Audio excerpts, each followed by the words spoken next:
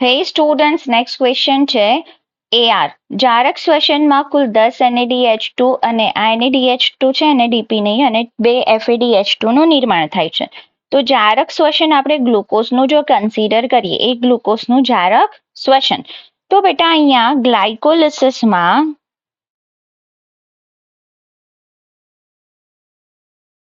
2 NADH2 બને છે.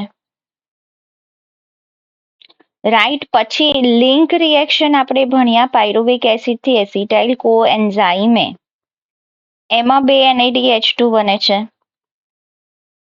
અને 2 ક્રેબ્સ ચક્ર હોય તો 2 ક્રેબ્સ સાયકલની અંદર ટોટલ 6 NADH2 બનશે અને 2 FADH2 બનશે. તો NADH2 ની ટોટલ સંખ્યા કેટલી થઈ? 10. FADH2 કેટલા થયા? 2.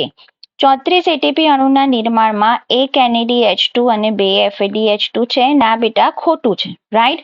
34 NADH2 ના નિર્માણમાં 34 ATP ના નિર્માણમાં 10 NADH2 અને 2 FADH2 ની જરૂર પડે, જે ઓક્સિડેટિવ ફોસ્ફોરાયલેશન દ્વારા મળે.